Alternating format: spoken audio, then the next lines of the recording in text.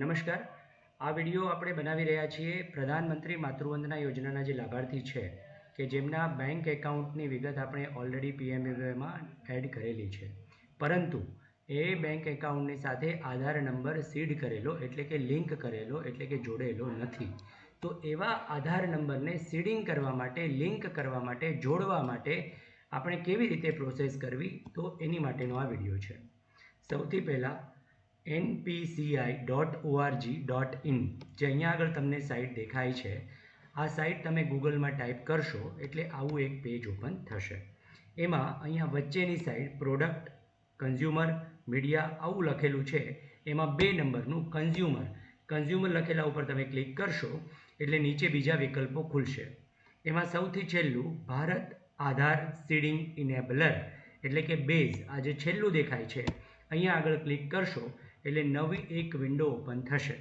એ વિન્ડોમાં આપણે બેંક ખાતા નંબર, આધારમાં જે ઓટીપી આવે એ ઓટીપી, આટલી સામાન્ય સરળ પ્રોસેસ કરશું એટલે આપણી કામગીરી પૂર્ણ થઈ જશે. એક લાભાર્થીનું કે જેનો આધાર નંબરની સાથે મોબાઈલ નંબર લિંક છે એમાં ઓટીપી આપણે મેળવવાનો રહે છે અને બેંક એકાઉન્ટનો નંબર આપણે 2 વાર નાખવાનો રહે છે. સૌથી પહેલાં આ આધાર સીડિંગ, ડીસીડિંગ, અહીંયા જે 2 નંબરનો ઓપ્શન છે હોમની નીચેવાળું, એના ઉપર આપણે ક્લિક કરશું એટલે આધાર નંબરને એન્ટર કરવાનું કહેશે. આપણે અહીંયા લાભાર્થીનો જેનું આપણે બેંક એકાઉન્ટમાં આધાર લિંક કરવો છે એ આધાર નંબર અહીંયા આગળ એન્ટર કરવાનો છે.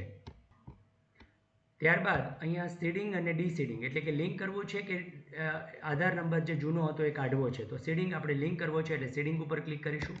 મોટાભાગની બેંક જે છે અહીંયા દેખાય છે એટલે તમારે એવો પ્રશ્ન નહીં આવે કે મારી બેંક જે મોટાભાગના લાભાર્થી આપણા છે એની બેંક દેખાતી નથી. તો અહીંયા આગળ જેમ કે આ છે તો સ્ટેટ બેંક ઓફ ઇન્ડિયા, તો આપણે અહીંયા આગળ સ્ટેટ બેંક ઓફ ઇન્ડિયા આપણને મળી જશે. રાઈટ, અહીંયા આગળ state bank of India.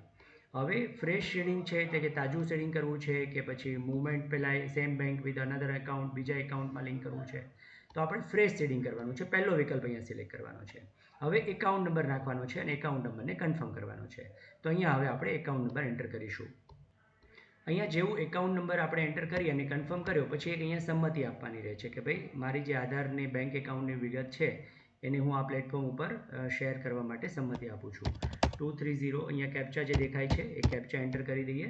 Captcha enter કરી અને નીચે જે ગ્રીન કલરનું, લીલા કલરનું જે સબમિટનું બટન છે એ દબાવશું અને ટર્મ્સ એન્ડ કન્ડિશન દેખાશે અને ટર્મ્સ એન્ડ કન્ડિશનને વાંચ્યા પછી તમે સંમતિ આપશો કે એગ્રી અને કન્ટિન્યુ એટલે જે આધારની સાથે મોબાઈલ નંબર લિંક હશે એમાં એક ઓટીપી જશે અને એ ઓટીપી તમે અહીંયા આગળ એન્ટર કરશો એટલે કન્ફર્મ આપશો ઓટીપી એન્ટર કરીને એટલે તમારી કામગીરી જે છે એ પૂર્ણ થઈ જશે. જેમ કે અહીંયા આગળ તમને મેસેજ આવી ગયો છે કે તમારું આધાર જે છે એ સીડ થઈ ગયું છે. બસ આટલી સામાન્ય અને સરળ કામગીરી છે.